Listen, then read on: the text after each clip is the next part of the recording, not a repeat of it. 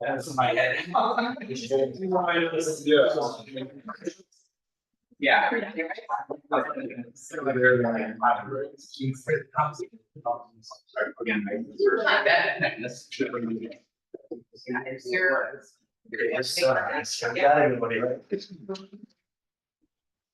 Okay, good evening, everybody. I would like to call the September 11th, 2024 regular council meeting to order. Would you please stand for the pledge of allegiance?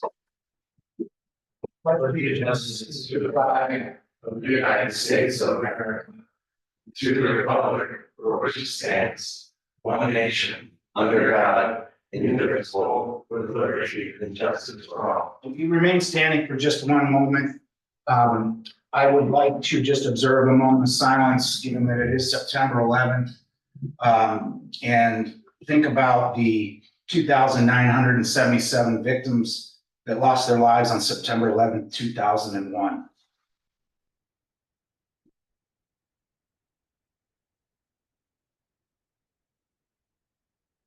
Thank you. You may be seated. Chair, would you please call the roll? Mr. Moreland? Here. Mr. Fish? Here. Mr. Schwartz? Here. Mr. Yaki? Here. Mr. Richmond? Here. Mr. Vincent? Here. Okay, next up is disposal, reading and disposal of the journal. Does anyone have any updates or changes to the minutes from the last regular council meeting? That's one there. Yes, Ms. Richmond? But on page 3, on the first line, I believe there's just a word that doesn't belong. So chief teacher reported that their new Chevy Tahoe is on the road. That should end. Thank you, Mr. Richmond. I did have one minor change as well. I believe this is correct. In the finance section, line 2, it should say, but the CPI came in today showing signs of inflation. That's a consumer price index, I believe, is what that was meant to be. So it should be CPI. Anybody else have any other additions? Do I have a motion for approval? Motion to approve as amended. Second. Okay, we have a motion approved as amended by Council President Yonke, seconded by Mr. Richmond. Jerry? Mr. Emmerman? Yes. Mr. Fish? Yes. Mrs. Irish Glass? Yes. Mr. Yaki? Yes. Mr. Richmond? Yes. Mr. Vincent? Yes. Okay, next up is any action on any matter which any resident may wish to present to council. Does anybody wish to present this evening? Yes, sir. Could you please state your name? Russ Franchino. Okay, I just have a passage read for the Board of Developmental Disabilities. okay, well, thank you. Good evening. My name is Russ Franchino. I'm a BCIS for the Cuyahoga County Board of Developmental Disabilities. I'm also a resident in Moreland Hills. I'd like to take just a few minutes to reintroduce you to the Cuyahoga County Board of DD and talk about the work that we do. Our mission is to support and empower people with developmental disabilities to live, learn, work, and play in the community. We support more than 14,000 people with developmental disabilities in Cuyahoga County each year. 2/3 of our $150 million budget comes from a 3.9 mil continuous levy that was last passed by Cuyahoga County voters in 2005. From birth through adulthood, we support people with developmental disabilities to live their best lives. We provide early intervention services, therapies like occupational and physical therapy and speech and language pathology, consultative services to support families at home, transition services for young adults, housing and employment supports, and assistive technology services. We are a different agency than we were 5 years ago. At the end of 2019, just before COVID, Cuyahoga County Developmental Disabilities privatized its day program and transportation services. Services were a visible, tangible way people in the community knew who we were. Since then, we've repositioned the agency as a leader in the state when it comes to supporting people with disabilities to live, learn, work, and play in the community. Here are just a few examples. In 2023, we launched a program with Cleveland State University called CSU Rise, which aims to give students with disabilities a typical college experience while ensuring they're supported in ways that will help them be successful in college and beyond. We're doing innovative work in housing. In 2022, we launched our TriTech Smart Apartments in Lakewood that allow adults with disabilities the opportunity to sign a short lease to live with technology and determine what types of technology and adaptive equipment can help them live as independently as they want to. Later this year, we will open our first tiny home for people with disabilities. The tiny home will give someone the independence they want with the security of knowing that they can socialize or seek support from provider staff by simply crossing the yard and entering the main house. We partner with other youth serving county agencies like DCFS and the Adams Board and the Family and Children First Council to support young people in crisis. Together, in 2022, we opened the T-Suites and we're active planning partners in the county Children Wellness Campus. We invest in communities in new ways. Since 2021, we have granted $700,000 to support 50 community libraries, arts and culture, and recreational and leisure organizations in making their program and physical spaces accessible to people with disabilities. We have over $200,000 allocated for community grants in 2024. In addition to work supporting people with disabilities in Cuyahoga County, we strive to be a resource for the community. We welcome the opportunity to talk more about how we can best support the residents in Moreland Hills. Thank you. Thank you, Mr. Branchino, for that. I appreciate you educating us on that. I know it's a very worthwhile organization, so thank you. Any questions or comments by council? Okay, well, thank you. Anybody else wishing to speak? Since you're here, we have this Saturday, we are Moreland Hills event where we have resource tables from different nonprofits. It's sponsored by our DEIB commission. We'd love for you to have a table. So just email us at the email and I'll talk to you. It's Saturday from 11 to 2. Thank you. All right, thank you. I will move on to reports and communications from the mayor and other municipal officials. I will start with a brief report this evening. The first thing I'd like to mention is that I had an opportunity to go to the State of the County address last week by our county executive, Chris Roney. And there were many, many topics discussed. I'll list a few. There's a good article on cleveland.com if you want to read more. I won't take up a lot of time this evening. But some of the things that he talked about were his creation of the Office of Small Business, some of the actions to provide SNAP benefits to those who were impacted by the August storms very quickly because people lost power and lost full refrigerators worth of food, and some people were food insecure and really needed help. And they stepped up and worked with many municipalities. We were quite fortunate that we didn't have a huge impact in Moreland Hills. We had some downed trees. I know the chief had mentioned and Mr. Dwyer mentioned, but we really didn't have the impact we did. It was quite extensive in some places. He talked a bit about the Brown Stadium, talked a bit about getting guns off the street. They've had an initiative. They've taken, I know it's more than 100 guns off the street in Cuyahoga County this year, illegal guns. He talked about efforts for the new county jail in Garfield Heights. And there were significant protests regarding the Israeli bond issue. Many of you probably know that the county does invest in Israeli bonds. Several people disrupted the meeting or asked to leave. They were escorted out. And his statement was, we're not going to change our position on those bonds. He didn't go into it anyway.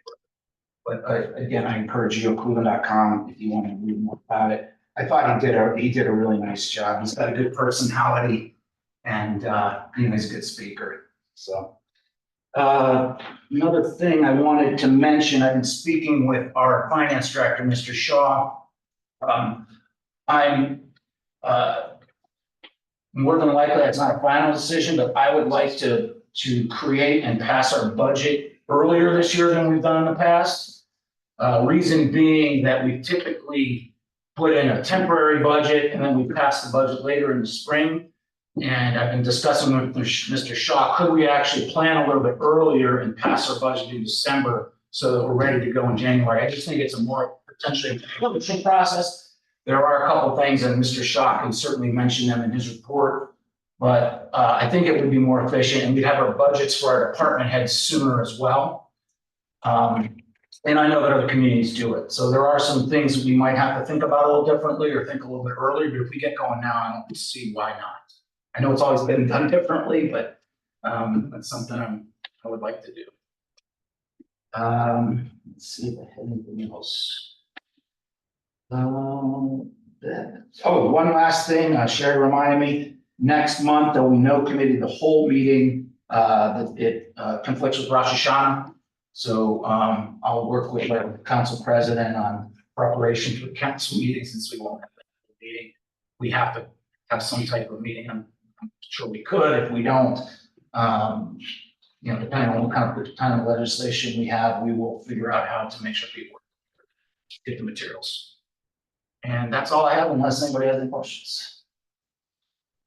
All right, thank you, everybody. Let me move on to the police report. Chief? Thank you, sir. As the police updates, we're going to be on Tuesday, we're going to be swearing in part-time officer Kyle Hosta. Well, part-time position until a full-time opening comes in February, March. So he'll be training in the beginning. His training will be about 32 hours a week for about 6 weeks. And then once he's done with his training, he'll go on an as-needed basis. You know, the trends go the same way they have the last few years. He will be needed, especially towards the end of the year. We have the central coming up with the orange schools. We're planning with Pepper Pike Police, Pepper Pike Fire, and school officials to have extra security measures there and some officers. And they also have some fun events that are going on that include the mayor, the motorcycle unit, and several different, police departments from the area and a parade. I met today with people from the folks from CBD to have an extra security trailer there with some extra cameras there that we'll be using at the command center. And then we have the new gym floor that's coming in on the 17th and 18th from the Calvetta brothers. They had the lowest bid, so we're going to put in a new floor in the gym. And I did speak briefly to the donor of that equipment that has been ordered, and basically waiting for word from us, and we'll be getting equipment coming. Thank you. And that's it for today. Thank you, Chief. Any questions for the chief this evening? Okay, let me move on to Mr. DeWater for the service report. First thing coming up for us is Greening the Hills will be on September 21st. So aware of that. It's after speaking with Mr. Kowalczyk and the mayor about the deck and the condition, we did decide that we are going to move forward with rebuilding that deck, and we're going to use composite material. Process of getting 3 different quotes on materials like that forward. All the contracts have been signed for the rubbish and recycling. The beginning date is October 1st. They've been filed with County Solid Waste, and all the vendors have them, and we have not filed in the finance office. Police department had a water meter bypass line leak. Cleveland Water was out here pumping down the vaults, and it was an active leak. We had to get that repaired as an emergency. Commerce Plumbing did that. They completed that repair yesterday. And the approximate cost going to the final bill for a couple of days was $12,200. Wow. And we did try to get 3 quotes, and it was an oddball size. It was a 3-inch. So not a lot of companies work on a 3-inch line. They're either 2 or 4. And don't know why it was a 3, but that's what the architect designed when the police station was built. Land Bake, we only have a few minor details to take care of. We are having 2 raffles. We're doing a food drive raffle. Get a ticket for each canned food you bring. And we are doing a cooler and some chairs again this year. And both raffles, the proceeds will benefit the Garfield Memorial Food Pantry. We're trying to keep a local donation this year. So that's where we're going. And my last item is Service Department Foreman Ron Shazinski and his wife Ashley welcomed baby girl Freya yesterday. Congratulations. That's it. Okay, thank you, Mr. DeWater. Any questions? Okay, I will move on to our engineer's report, Mr. Pilarski. Thank you, Mayor. Good evening, everybody. Just two items. Number one, the Garfield stairs are finally finished. So go ahead, take a walk down there through the woods and go check it out. Okay, I think it came out very nice. Very So nice. we can all be proud of.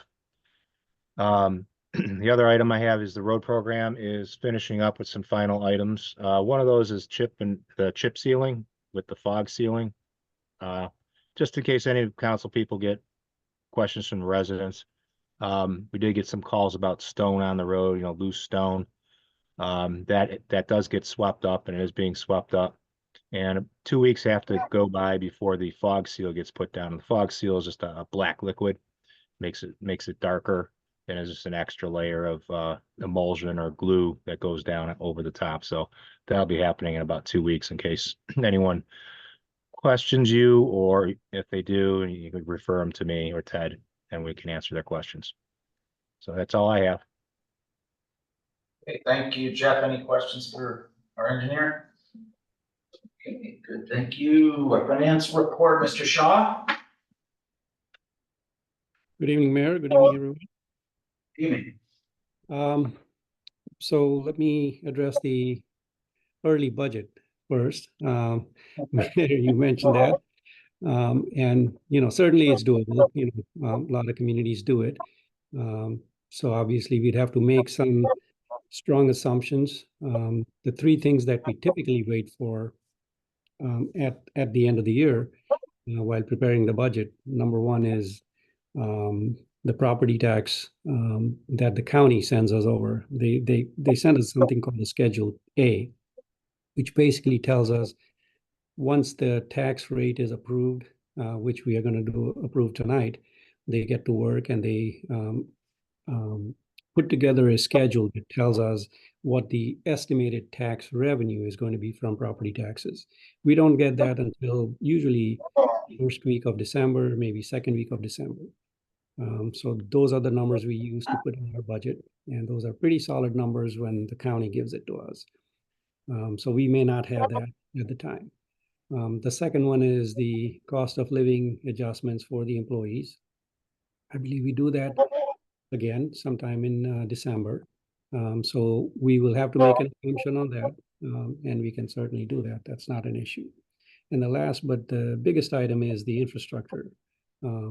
Mr. Filarski works on that, usually January, February, and we have a pretty good idea of what roads need attention, and which is one of the reasons why we wait. But Jeff does give us a 5-year capital improvement project plan, and I can certainly use those numbers, again, an assumption.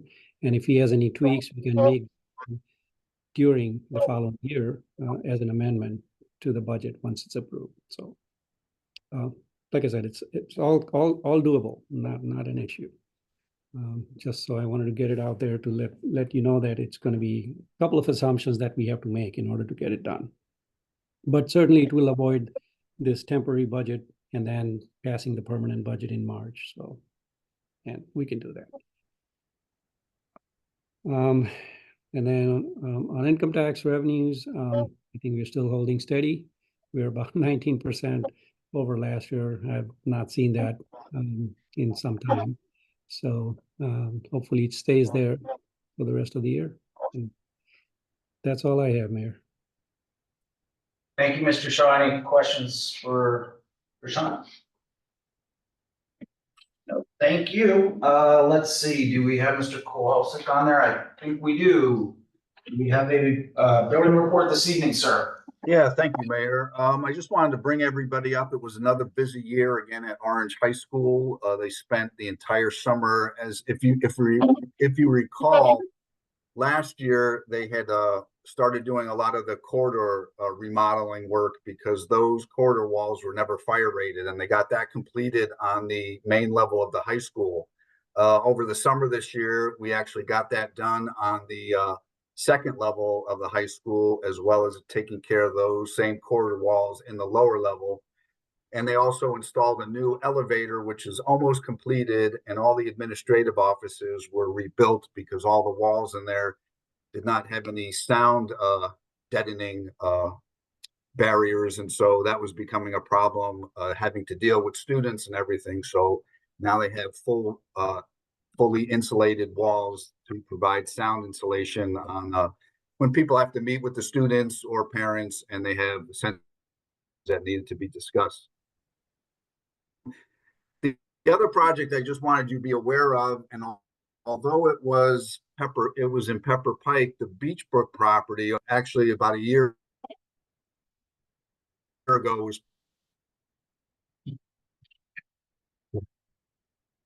Freezing on us, Paul. We can hear. that entire campus got rebuilt, and it's now a really good asset for the area. That's a school now. You guys have seen there's a school zone out there, so that I know I've heard comments about the traffic there because of the slow speeds during school times there. Do they have to put up lights like they do in front of ours? I don't know the answer to that.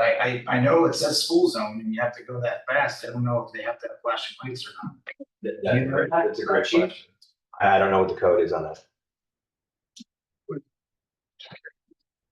Guess we could I find know like out. last on 91, I mean, that's the It- same thing. Any really. school zone I think I drive to, you usually see flashing lights during, you know, active hours. Yeah. I don't know if that, yeah. It's coming. Might help. Traffic. Yeah. I can ask somebody.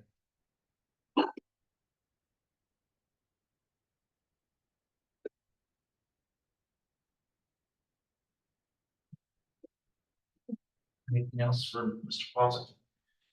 Okay, we're down to our law report, last but not least, Mr. Hannah. The only report, Mayor, is that the donation of about an acre parcel on Berkeley Road, which council approved in April, should be going through soon. I'll have a new copy of the agreement for your signature.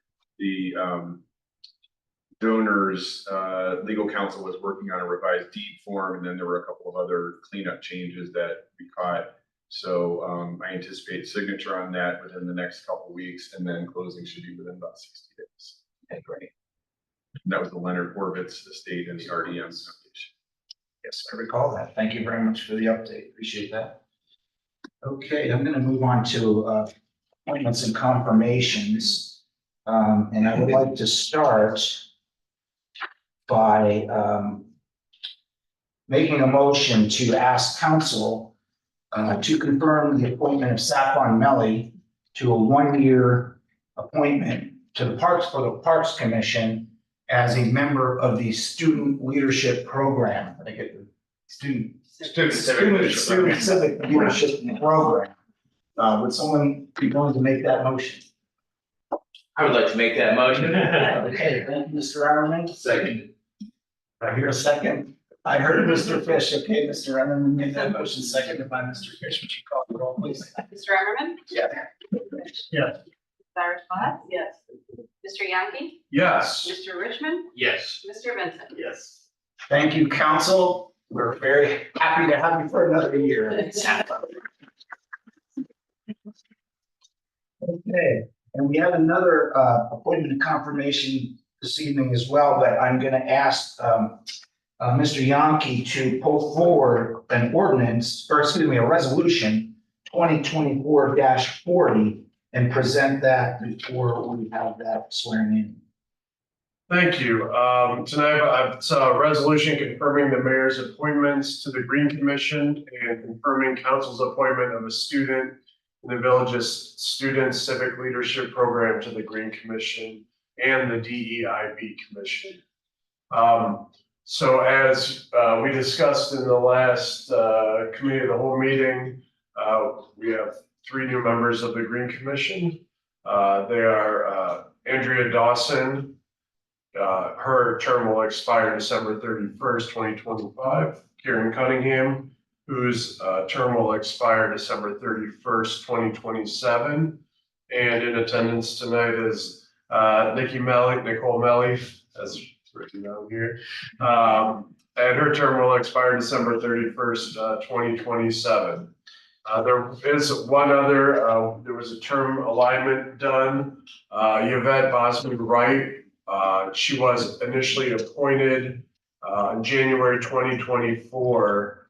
And the term was going to expire, so it's easier to just level set everything so we get, people on the same terms. So her term will end December 31st, 2027 as well. And the second part of this resolution confirms the appointment of Oriana Arnold to the Green Commission and the DEIB Commission as a student civic leadership member for a one-year term. Any questions? Okay, I'd like to make a motion to suspend the rules. Second. Okay, we have a motion to suspend the rules by Council President Secretary, Mr. Herman. Mr. Everman? Yes. Mr. Fish? Yes. Mrs. Cyrus Glass? Yes. Mr. Yankee? Yes. Mr. Richmond? Yes. Mr. Vincent? Yes. And with that, I would like to make a motion for approval. Second. Mr. Yankee second, almost. I think so. Mr. Everman? Yes. Mr. Fish? Yes. Mrs. Cyrus Glass? Yes. Mr. Yankee? Yes. Mr. Richmond? Yes. Mr. Vincent? Yes. Okay, thank you, council. Now that is official, these people are appointed to the Green Commission. I would like to have the honor to swear in Nicole Melly to her role. If you would please come up, I'll come on up. And it's no trick, it's really simple. You can read it. So it's nicely tight. Because I didn't wear my glasses. I'm gonna try to do it without them too. So if you would, please, Nikki, raise your right hand and repeat after me. I, Nicole Melly, I, Nicole Melly, do solemnly swear do solemnly swear that I will support the Constitution of the United States, that I will support the Constitution of the United States, the Constitution of the State of Ohio, the Constitution of the State of Ohio, and the Charter and ordinances and the Charter and ordinances of the Village of Moreland of Hills, the Village of Moreland Hills. and that I will faithfully, And that I will faithfully, honestly, and impartially honestly, and impartially discharge the duties discharge the duties of Green Commission member Green Commission member, of the Village of Moreland Hills, Village of Moreland Hills, State of Ohio, State of Ohio, during my continuance in said office. during my continuance in said office. So help me God. So help me God. Congratulations and thank you for joining me.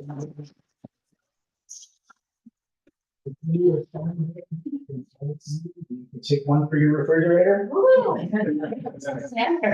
Next up, that's the seventh. Sherry will take one for the official record. All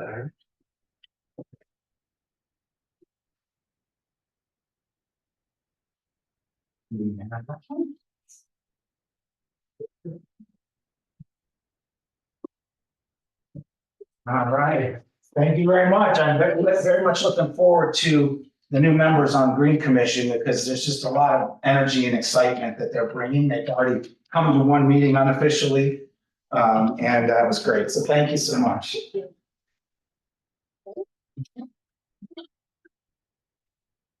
You're welcome to stay for the entire meeting, or you're also welcome to go if you'd like to go.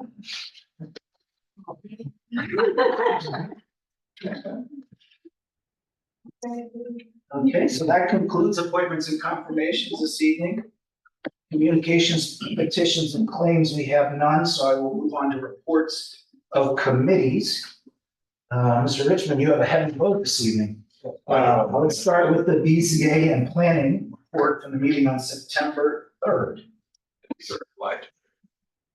Before I start, actually, I just wanted to let you know, according to Mr. and Mrs. Google, that flashing warning lights are not required, but may be initiated by the applicable school.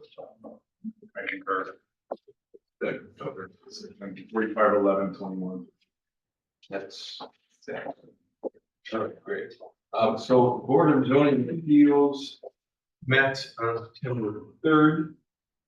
There was one variance request, and that was for 1 foot height variance to what would otherwise be required for a 5 foot, 6 foot brick and fence, and metal fence construction was requested.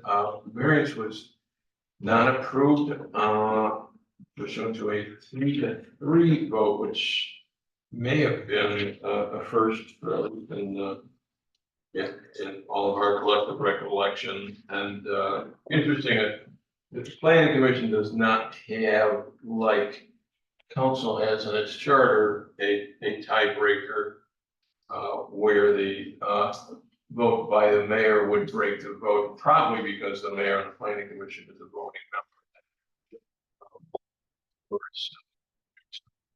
normally a voting member of council, but in the event of a tie, would be.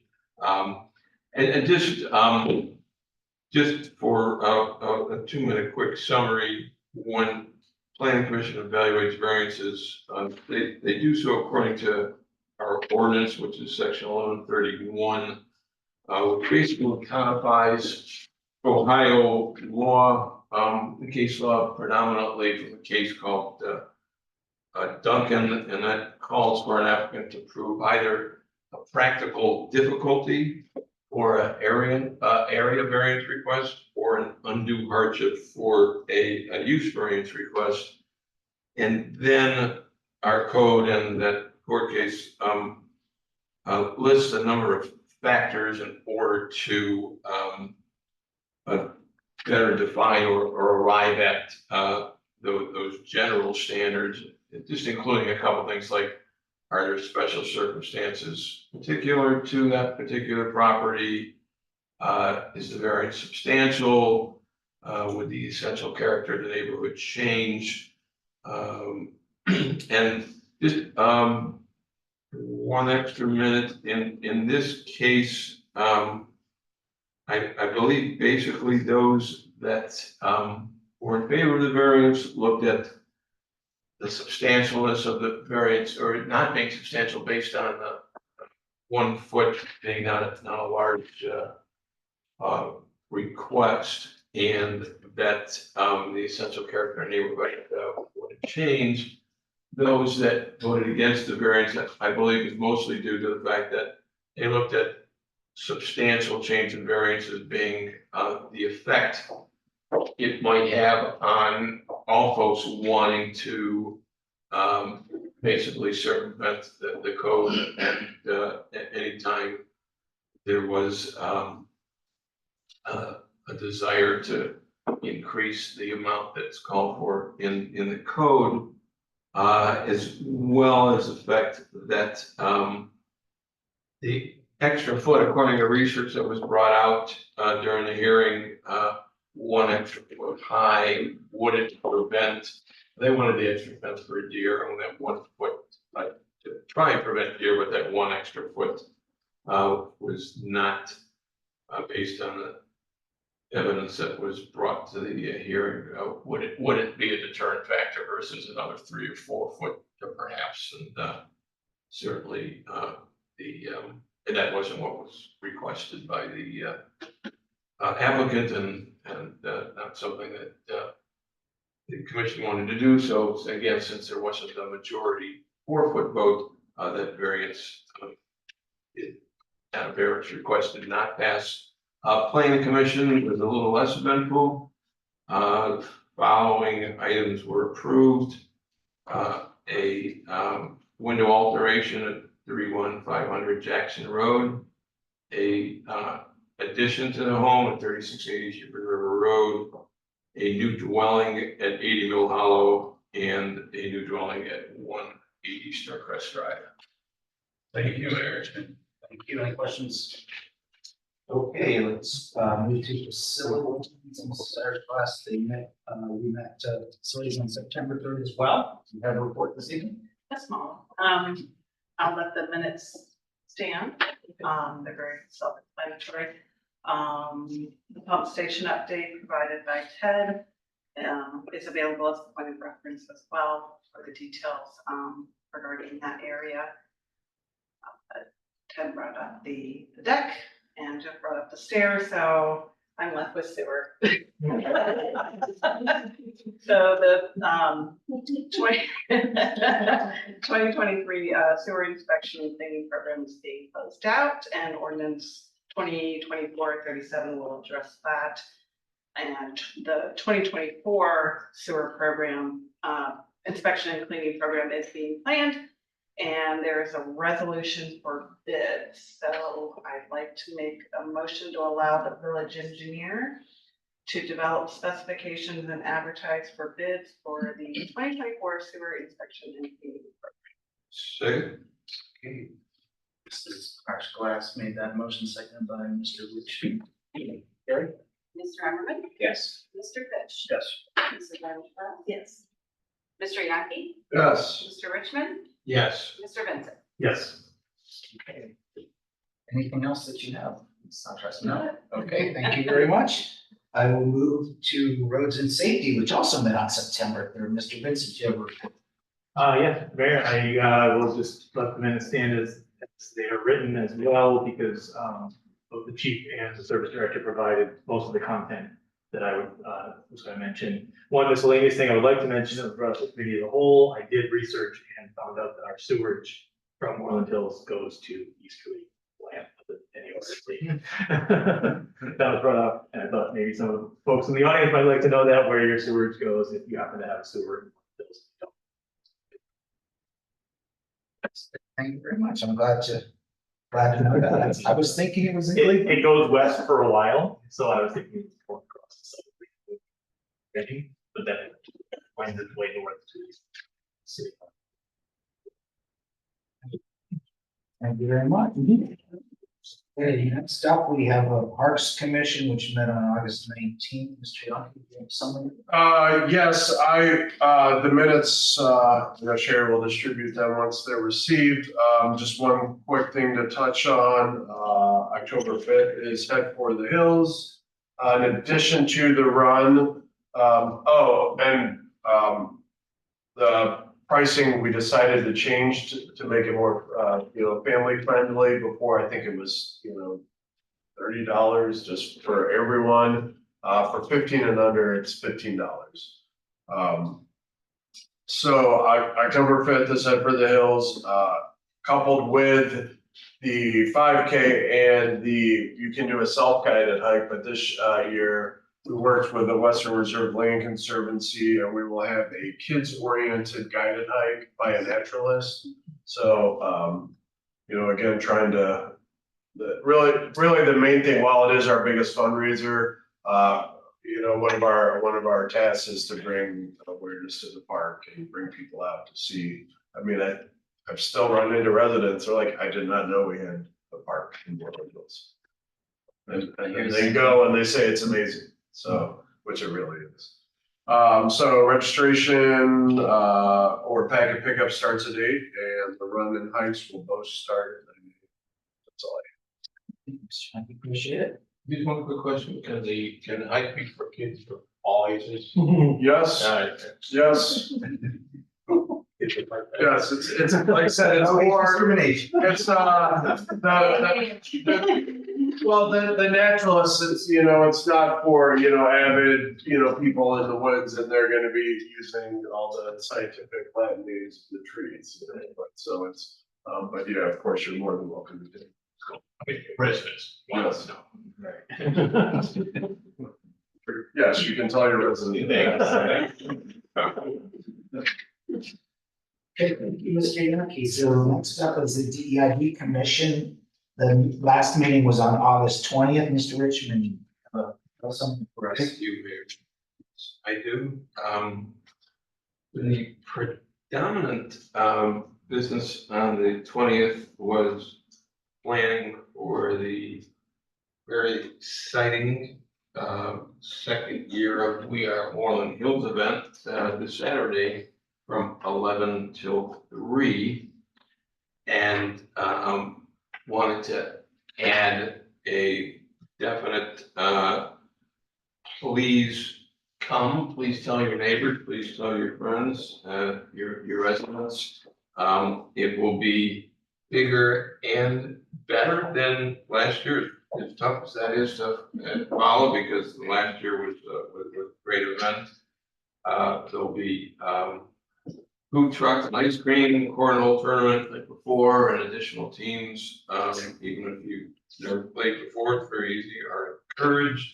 Again, arts and crafts, games, activities. There'll be a table, which is the what's called the food for thought table, and included there will be again, Orange High School's No Place for Hate, and Life Act, suicide prevention resource, a lot of internal Moreland Hills resource items and information.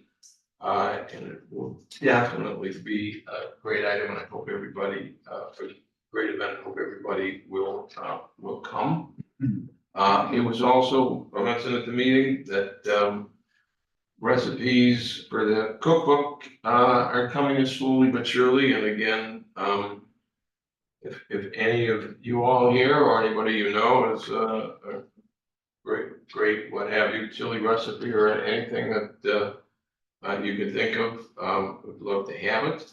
And then there was some discussion, and I'd like just to provide just 1 minute on the book club events. First of all, there are plans for future events. Events are very well received. November 20th at 6:30 is the next book event. Trevor Noah's Born a Crime. And the recommendation is that those interested get the audiobook. 2025, February 10th, which will be Black History Month. Castle, the book Castle, The Origins of Our Discontent by Isabel Wilkerson. And we did have on August 26th, book club event, which I had the pleasure of being able to attend. They called us out by George Takei. And as always, these events have, again, not only good nourishment, but also good food for thought. The book was a very easy read, but it was very powerful read. It was good to talk about the feelings that were felt at the time by those that experienced the internment of Japanese camp. And just real briefly, what kind of stood out to a lot of folks was the realization by not only George Takei and his family, but one of the members' grandmother also was interred in a camp and shared her personal story.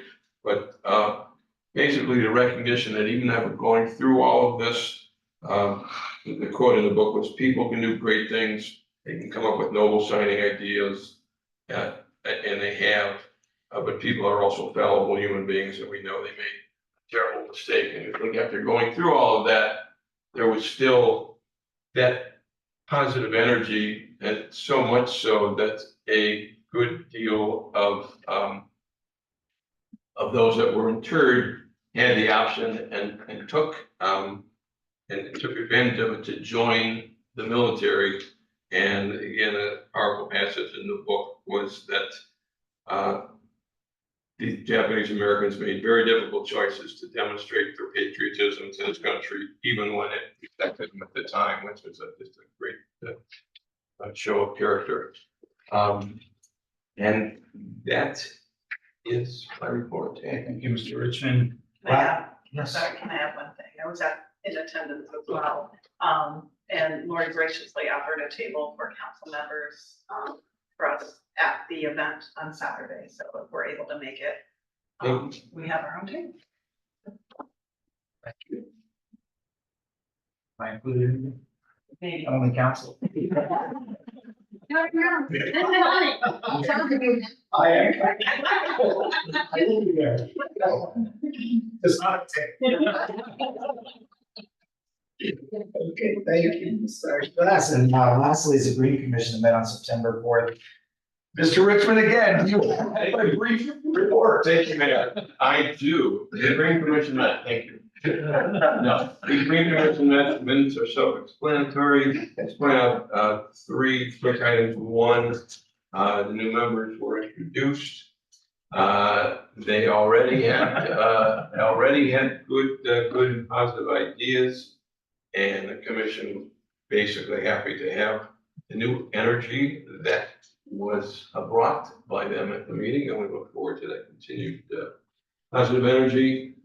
The commission was also very excited about the new recycling contracts, and members pledged to help the village's efforts that are underway to communicate that to the residents. And finally, the next scheduled meeting is November 6th. It was decided to add a meeting of October 10th in order to help plan for events for 2025. That is your report, Mayor. Thank you, Mr. Richmond. Appreciate it. That concludes reports of committees, approvals of bonds, contracts, and plats we have none. So I will move on to ordinances and resolutions. The first one is 2024-37, which is an ordinance authorizing change order number 1. Yes, it is right. Change order number 1 with the United Survey for the 2023 sewer inspection and cleaning project and declaring an emergency. And according to my notes here, that's Mr. Fish. You switched. You switched it. Oh, we switched it. Okay. According to my notes, it's now Mrs. Auersbach. I didn't switch it at the last minute. I switched a few hours later. On the same day. It showed, I wasn't sure which one, but it made sense that it came to me. So this is basically to close out the 2023 sewer inspection and cleaning project in the amount of negative $47,990.90. Jeff, would you like to add anything else to that topic? Can you hear me? Yes. Yeah, so, yeah, it's quite a large amount. Luckily, it's a deduction, but that's because we know how much we're going to televise. That's a known, but then we don't know how much cleaning and how much root cutting and what have you we're going to have to do. So we didn't have to do as much as we had planned on. So that is why it's a large deduct amount. Want to let you know that. Any questions? For Jeff? Sure. With no questions, I'd like to make a motion to suspend. Second. Here we go. Suspend rules. Mr. Emmerman. Mr. Emmerman, Yes. Mr. Fish, Yes. Mrs. Auersbach, Yes. Mr. Yankee, Yes. Mr. Richmond, Yes. Mr. Vincent. Yes. Motion for passage. Second. Motion passage by Mrs. Auersbach, seconded by Mr. Vincent. That sound like it? Mr. Emmerman, Yes. Mr. Fish, Mrs. Auersbach, Mr. Yankee, Yes. Mr. Richmond, Yes. Mr. Vincent. Yes. Okay, thank you. I'll move on to ordinance 2024-38, an ordinance providing additional appropriations, transferring items already appropriated and declaring an emergency. And this one, I believe, is going to be presented by Mr. Fish. Okay, so there's not a lot here. There's some simple things, transfers for the police department for the flooring, which the chief had already mentioned, some paint. There's a big one that's 31,000. It's a pass-through, my understanding. Mr. Shaw might want to say more, but I guess the Heritage Foundation building, when they did some revisions back in 21, we did a project with them, so we're tied to it somehow. We don't pay for any of it though. It just moves through us, and I think that allowed them to get some better interest rates. Other than that, there is a transfer, the capital fund. This was what was changed at the last minute. It's returning money that was originally taken from the general fund to the water fund, and now it wasn't used, so it's being returned back to the general fund. Okay. So with that, I'd like to make a motion to suspend the rules. Mr. Emmerman, Yes. Mr. Fish, Yes. Mrs. Auersbach, Yes. Mr. Yankee, Yes. Mr. Richmond, Yes. Mr. Vincent. Yes. All right, then I make a motion to approve ordinance number 2024-38. Motion in a second, but same parties there. Would you call the roll unless there's questions? No? Okay, call roll. Mr. Emmerman, Yes. Mr. Fish, Yes. Mrs. Auersbach, yes, Mr. Yankee, Yes. Mr. Richmond, Yes. Mr. Vincent. Yes. Okay, and our third piece of legislation this evening is Resolution 2024-39. A resolution accepting the amounts and rates as determined by the Budget Commission and authorizing the necessary tax levies and certifying them to the county fiscal officer. And I know Mr. Vincent had discussed this with Mr. Shaw, and he's gonna present that this evening. Thanks, Mayor. So yeah, this is basically an annual thing that we do, after we pass the budget in, roughly in July. So this sets the rates for the property taxes for the village for 2025. So we get 10.3 mils, which includes 6 mils for the police levy and 4.3 for the general operations. So we do this, like I said, every year. And this is only the village portion of the property tax rates. Doesn't include the county or the school village. We approve the budget in July, and then we make a case in that budget for continuing to receive the property taxes that from the county listed on my estimated revenues and expenses for the subsequent year, and showing the need for the property tax. If anybody has any further questions, I suggest that we talk to Director Booth on the call, but did I miss anything, Rashawn? Thank you very much. No, you covered it fine. Thank you. Sure I did, because I basically cut and pasted your email. I appreciate your explanation. I did understand it much better after you explained it the way you did. So I'm going to pass it, I make a motion for suspending rules, please. Second. Okay, we have a motion to suspend the rules by Mr. Vincent, seconded by Council President. Oh, Mr. Emmerman, yes. Mr. Fish. Yes. Ms. Irish Glass, yes. Mr. Yankee, Yes. Mr. Richmond, Yes. Mr. Vincent. Yes. Motion for passage, please.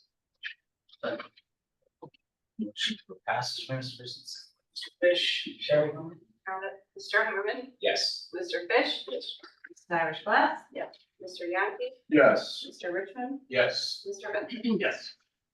Okay, that includes our legislation for this evening, so I'll move on to any miscellaneous business, which either anybody in council or any resident that wish to bring up. I have one minor, but, go ahead. No, No, go ahead. I just wanted to, thank again our liaison for attending our meeting. That was really nice.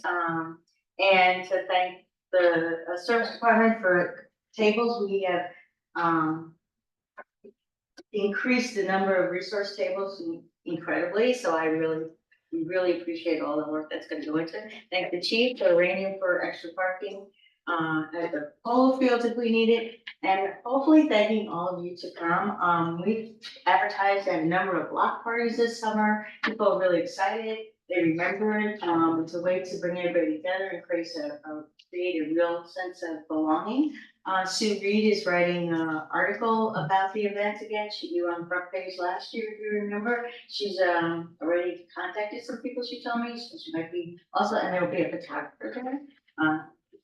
Mayor, we want you there, so you can have the trophies again that Mike has secured. We still need a couple cornhole boards.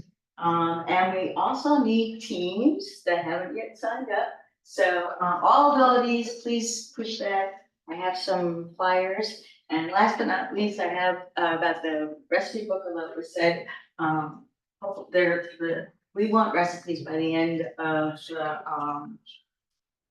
this calendar year, hopefully, so that we know better how many pages, what we need to do as a, make it bigger. And then 2025, we will, but Saturday, 11 to 3, we expect to see you all there. I know it's gonna be a long day because we celebrate staff and village also that day. But yeah, hopefully you'll all be there, and your neighbors and friends and people. Thank you very much. You're welcome. I just have one question. I don't know if the service director maybe knows this, but is there, like we have a representative for First Energy? Do we have that for Enbridge or East Ohio Gas or, similar type of person that sort of is our rep for the village? We do. I have not met him yet. Okay. The transition is just happening. Okay. The reason I bring it up is I talked to the service director about this. My neighbor had some gas work done on their gas line, which they didn't need. They ended up breaking the gas line, much to their surprise, but they were never notified, even if the work was legitimate. They were never notified, like you'd think that they knock on the door or something. And I think they tried to fix the gas line that actually was the wrong gas street. And I think it was because our ditch was marked by oops for a different purpose. And so all those flags are gone, by the way, so you may want. We have to remark. So yeah, So anyway, so the point is that notification to residents should be something I would hope they do before they go and work on something, at least a couple of days or whatever. If it's emergency, it's emergency, but in this case, it wasn't even an emergency because the thing wasn't even busted until they busted it. And had to fix it. So anyway, a rep would be That's a good somebody thing nice you- to have to call and say, you know, so it's good, might be good to have. Ted, would you be willing to find out who we can talk to about that? Because I could completely understand what you're saying. That just is not right. And I know they've had a lot of changes and now different people doing this work. They used to do it themselves and they contracted it out. I know it's changed a lot, but that still should, that's not an excuse. The capital. It's just not. an excuse. broke the line. It's gonna be Yeah. Oh, yeah. My discussion with Mr. Vincent was one of his neighbors, they had a leak in their house lines, Enbridge. Never notified anybody, the thing was a blowing leak, and they scheduled work almost 2 weeks out from it was noticed. So they didn't even treat it as an emergency, it's just when we get a crew available. We were smelling gas on the street as we were driving Yeah. down at a different house. I don't even know if they ever fixed that, honestly. I don't know. It is fixed now, it is. That's, yeah, so their house wasn't actually, I think they came thinking it was the next house next to me that was broken, it wasn't. We saw the markings, because the kids are already. Okay, the only, yes. Eric Melly, how, I guess I'm curious, what we would need to do as a village to tie into the Canopy or Digital C program that Cleveland has for, it's not municipal broadband, but is the city of Cleveland broadband. They're offering broadband programs at very high rates at very low prices. It is not yet available where we are, and I was wondering what we need to do to get our village tied into the Canopy or Digital C program. I'm not able to answer that right now because I don't know that program so much. I can tell you that I've been talking with some other municipalities around here, one of which is Hunting Valley, and they are putting in fiber optics underground. I met with the vendor that is doing that for them. Basically, the vendor is investing in the fiber optics themselves and then offering high-speed service to their residents, and they should have it done either by the end of this year or shortly after that. And what I'm thinking, and I haven't even kind of talked to council about this yet because it was so preliminary, but what I'm thinking is, I had one meeting with them, trying to understand how this financially this thing worked for Hunting Valley, and could we offer something similar in Moreland Hills? Does it make sense for our village or not? So I don't know about the Cleveland one. I think that would, if it is a fiber optic, so it probably require cabling. I believe it's 300, 500 or even gigabit speed, so it's almost gotta be fiber optic. I would think it's fiber optic. And you certainly got the scale with the city of Cleveland to really drive competitive pricing. Yeah, the other thing that I've been trying to understand, because I have had residents ask about high speed, is we have 5G service in much of the village that it's wireless, and in some places it works well. I use that. In other places in the village, it does not work at all. And so there are at least 3 vendors now that offer wireless internet in addition to Spectrum, and I believe they are Verizon, AT&T, and can't remember the third off the top of my head now, but so we have those 3 plus Verizon or plus Spectrum, which is the cable. I think it'd be nice to do the fiber optics. One of the issues with it though is, and I think I even talked to her a lot. Did I talk to you about this? I think I did briefly, maybe. Yeah. We would need to do some type of competitive bidding for anything like this. We do. And once someone had it in, kind of the potential downside I see is they sort of have it in, it's sort of theirs now. So you're sort of at their mercy if there aren't other competitors, but there are wireless competitors, I guess. So I think that would keep it, the rates competitive. The rates that I believe they're charging there are, it's either $75 or $100 a month. It's somewhere in that range for the fiber optic service, but they claim that it's very, very dependable. The uptime is 99.999. Whereas if you're using wireless and you have an event, a weather event, it affects it, and when you put more people on it, it slows it down and stuff, whereas fiber optics don't have some of those issues. My understanding is with the Campy or digital C program that Cleveland has, it's $18 for a gigabit. For 1 gigabit. I believe that was, Okay. that was what, So that's I wasn't able to get it because it's not offered here, but that was what Right. somebody said, hey, you should check this out. This is what we're getting. It was kind of cool. I'll try to learn a little bit People more. like it for Fortnite, that's. Yeah. And we can't do the T-Mobile 5G. I think that's probably the third one. Little dead zone at the top of the hill. It is T-Mobile. I think you're right. It is T-Mobile. I was researching those too to see what options there are. It's just, they're just not in 100% of village. Like I can do a bunch of them at my house and then you go where you are, which is not far from where I am. Right. And it changes. We can't even get AT&T delivered. Right. I live across the street. Yeah, we used to have AT&T, now we can't even get it. So we're stuck with all these spectrum. It's not powerful. Thank you. Maybe I'll look into what Cleveland's doing. I don't know if there's an option for us to try to connect with Cleveland. I mean, we're not adjacent to Cleveland. So, I mean, something would have to be run across several municipalities, I would imagine, to get that here, but I know there's fiber optic up to the Lander Circle from some of those projects. yeah, Mr. Pilarski, I know he's gone now, but I had talked to him about this because Pepper Pike put in some fiber optic trunks, but to my knowledge, they're not being used. There's no service.